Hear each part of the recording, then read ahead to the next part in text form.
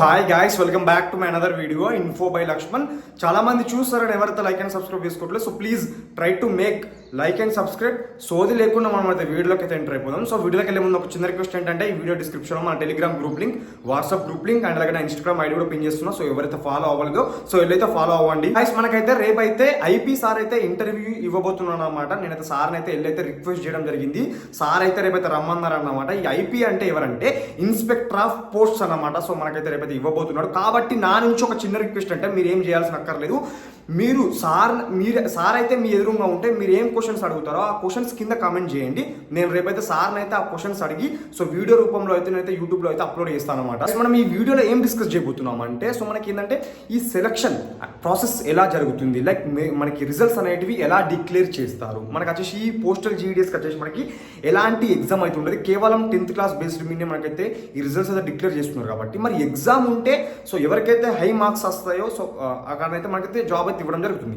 But ఇందులో ఎలాంటి exam లేకుండా మరి కేవలం 10th మార్క్స్తో అయితే ఆన్లైన్ అప్లికేషన్స్ అయితే స్వీకరించి మరి ఎలా రిజల్ట్స్ అయితే డిక్లేర్ చేస్తారనేది సో ఈ వీడియో అయితే క్లారిటీగా డిస్కస్ చేద్దాం. అండ్ అలాగే మరి కరోనా బ్యాచెస్ వాళ్ళకే వస్తాయా జాబ్స్ ఈ నోటిఫికేషన్లో, మరి అంతకుముందు ఎగ్జామ్ రాసి కష్టపడి పాస్ అయిన వారికి అయితే జాబ్స్ వస్తాయా మరి రావా, ఎవరికి వస్తాయి అనేది పూర్తిగా అయితే ఈ వీడియోలో అయితే డిస్కస్ చేద్దాం. సో స్కిప్ చేయకుండా లాస్ట్ వరకు చూడండి. సో మీకు డెఫినెట్గా అర్థమవుతుంది. సో బ్రదర్, మరి రిజల్ట్స్ ఎలా డిక్లేర్ చేస్తారు, రిజల్ట్స్ ఎలా బయటకు తీసుకొస్తారని చూసుకుంటే కనుక వాళ్ళు నోటిఫికేషన్లో క్లారిటీగా మెన్షన్ చేస్తారు. ఒక్కసారి చూడండి. నేను ఇంగ్లీష్లో అయితే రీడ్ అయితే చేసి మీకైతే తెలుగులో అయితే క్లారిటీగా ఎక్స్ప్లెయిన్ చేస్తాను. The applicants will be short listed for engagement on the basis of system generated merit list. ఓకేనా? ఈ మెరిట్ లిస్ట్ అనేటివి ఎలా బయటకు వస్తాయంటే, ఒక సిస్టమ్ అనేది ఆటోమేటిక్గా మెరిట్ లిస్ట్ అనేటివి జనరేట్ చేస్తాయి.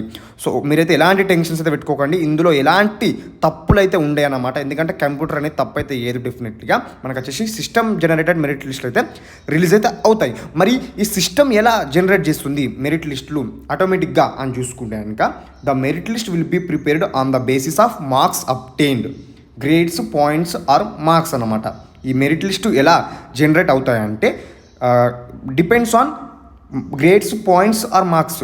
ఎవరికైతే గ్రేడ్స్ లేదా పాయింట్స్, మార్క్స్ ఎవరికైతే హై అయితే ఉంటాయో వాళ్ళ రిజిస్ట్రేషన్స్ నెంబర్స్ వచ్చేసి ఈ మెరిట్ లిస్టులో వచ్చేసి మనకి జనరేట్ అయితే అవుతాయి అన్నమాట. మరి ఎలా జనరేట్ అవుతాయి అని చూసుకుంటే కనుక బ్రదర్, ఎవరికైతే మార్క్స్, పాయింట్స్, గ్రేడ్స్ అయితే ఎక్కువ హై అయితే ఉంటాయో వాళ్ళకి వచ్చేసి జాబ్స్ అయితే రావడం జరుగుతుంది. మీకు ఒక డౌట్ ఉండొచ్చు, బ్రదర్ మరి మనకి చాలా మందికి వచ్చేసి మనకి సేమ్ గ్రేడ్స్ ఉంటాయి, సేమ్ పాయింట్స్ ఉంటాయి, సేమ్ మార్క్స్ ఉంటాయి. లైక్ 10/10, 600/600, 598, 580, 9.7, 9.6 ఇలా ఉంటాయి. మరి అలా ఎలా వస్తుంది బ్రదర్ జాబ్ అని చూసుకుంటే కనుక, సో ఎగ్జాంపుల్గా ఒక డివిజన్ అయితే తీసుకుందాం. లైక్ ఒక కర్నూల్ ఆర్ నంద్యాల డివిజన్ అయితే ఉంటుంది కదా. సో ఒక డివిజన్ అయితే తీసుకుందాం. సో తీసుకొని అందులో ఒక పోస్ట్ అయితే తీసుకుందాం అనమాట. అంటే నేను ఎగ్జాంపుల్గా చెప్తున్నాను అనమాట. లైక్ ఒక ఎగ్జాంపుల్ ఒక పోస్ట్ ఉంది ఆర్ ఒక విలేజ్ ఉంది, అది వచ్చేసి BPM post are BPM post are దాక్సేవక్ post ఒక పోస్ట్ ఉంది. మరి ఆ పోస్ట్కి చాలామంది అప్లై చేస్తారు, వాళ్ళు ప్రిఫరెన్సెస్ చాలామంది ఇస్తారు. బట్ ఆ పోస్ట్కి మాత్రం సెలెక్ట్ అవ్వాల్సింది కేవలం ఒక్క వ్యక్తి మాత్రమే. మరి ఆ ఒక్క వ్యక్తిని ఎలా ఫిల్టర్ చేస్తారని చూసుకుంటాను కదా బ్రదర్. ఫర్ ఎగ్జాంపుల్ ఒక పోస్ట్ ఉందండి. ఫస్ట్ ఆఫ్ ఆల్ ఆ పోస్ట్కి ఎంతమంది ప్రిఫరెన్సెస్ పెట్టారు, లైక్ ఎంతమంది అప్లై చేశారు, ఆ పోస్ట్ ఎవరెవరికి కావాలని ఇంట్రెస్ట్ చూపించారో, ఎవరెవరైతే ఆ పోస్ట్కి ప్రిఫరెన్సెస్ ఇచ్చారో అందులోకి వెళ్ళి ఒక వ్యక్తిని అయితే మనకైతే జాబ్లోకి అయితే ఇవ్వడం అయితే జరుగుతుంది. అలా ఎలా ఇస్తారని చూసుకుంటాను కదా బ్రదర్. ఇప్పుడు ఎగ్జాంపుల్ ఒక విలేజ్ తీసుకొని ఆ విలేజ్కి లైక్ ఒక 30 మెంబర్స్ ఆర్ 100 మెంబర్స్ అయితే ప్రిఫరెన్సెస్ ఇచ్చారనుకోండి.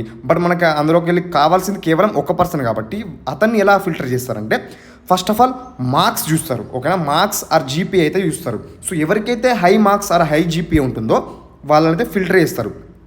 అండ్ అందులో కూడా చాలామందికి సేమ్ మార్క్స్ ఉంటాయి అండ్ అలాగే సేమ్ జీపీఏ కూడా ఉంటుంది. నెక్స్ట్ వచ్చేసి ఏజ్ చూస్తారు అనమాట. ఓకేనా? ఏజ్ చూస్తారు. ఏజ్లో ఎవరైతే సీనియారిటీ ఉంటారో సో వాళ్ళకైతే జాబ్ అయితే ఇవ్వడం జరుగుతుంది. కొన్ని కేసెస్లో మీరు అనుకోవచ్చు, brother marks same, GPA same, age కూడా సేమ్ ఉంటే మరి ఎలా అని చూసుకుంటాను కదా బ్రదర్. ఎలాంటి వర్రీ అయితే అక్కర్లేదు. మ్యాక్సిమం ఏజ్ సేమ్ ఉండదు. ఇన్ కేస్ ఏజ్ సేమ్ ఉన్నప్పుడు ఎలా చూస్తారంటే జెండర్ చూస్తారన్నమాట. ఫస్ట్ వాళ్ళు వచ్చేసి ఫిమేల్కి ఇవ్వడానికైతే ట్రై చేస్తారు, తర్వాత మేల్ అన్నమాట. ఓకేనా?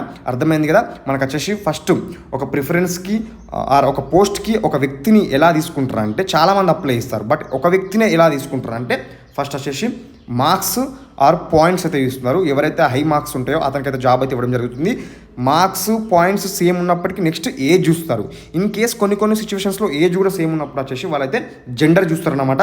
ఫీమేల్కి అయితే జాబ్ అయితే ఇస్తారన్నమాట. అండ్ ఇంకొక డౌట్ ఏంటంటే బ్రదర్, మరి ఈ నోటిఫికేషన్లో మనకి కరోనా బ్యాచెస్కి జాబ్స్ ఇస్తారా, లేదంటే మరి ఎగ్జామ్ పాస్ అయిన వారికి, ఎగ్జామ్ రాసి పాస్ అయిన వరకు జాబ్స్ ఇస్తారా, ఇలా ఏమన్నా కనుక ప్రిఫరెన్స్ అయితే ఇవ్వడం అయితే ఉంటుందా అని చూసుకుంటాను బ్రదర్.